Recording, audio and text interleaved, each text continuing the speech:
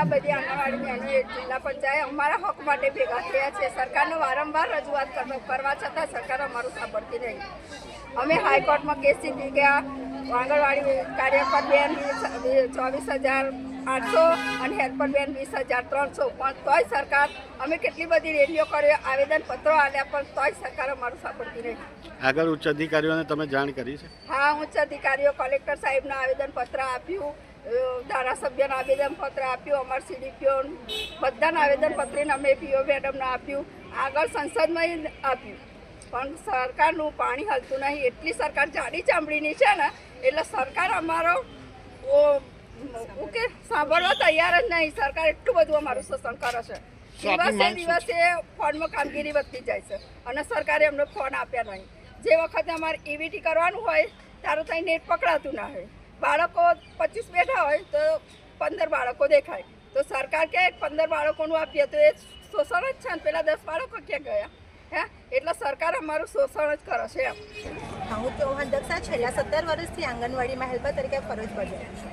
હું એટલું જ કહેવા માંગીશ સરકારને કે આ બધી પોષણ ટ્રેકરો નવી એપ્લિકેશનો કરો છો, એના કરતાં આંગણવાડીના બાળકો પર પૂરતું ધ્યાન આપે. અને ઘડીએ મહિનામાં 4 વાર બહેનોની મિટિંગો રાખે છે, તો એકલા તેડાગર બેન શું કરી શકે? તેડાગર બેન બાળકોને સાચી એવીટી ભરે કે પછી નાસ્તો બનાવે? એટલા માટે, અને નાસ્તો બનાવવાનો હોય છે તો પણ પૂરી સગવડો આપો, પોતાની આંગણવાડીઓ બનાવી આપો. 5,500 પગારની અંદર બેન શું પૂરું કરે? અત્યારે મોંઘવારી તો જો કૂદકે ને બુચકે વધતી જાય છે, ત્યારે શું મામૂલી 5,500 પગારમાં અંદર શું પૂરું થશે? મોટા ભાગની બહેનો અમારી વિધવા બહેનો છે, એની અંદર વિધવા બહેનો 5,500 અંદર શું પૂરું કરી શકશે? ગુજરાત રાજ્ય સમૃદ્ધ રાજ્ય હોવા છતાં પણ બીજા રાજ્યો કરતાં ઓછો પગાર દર છે અમારા રાજ્યમાં. શું એટલું બધું ભૂખડ થઈ ગયું છે સરકાર?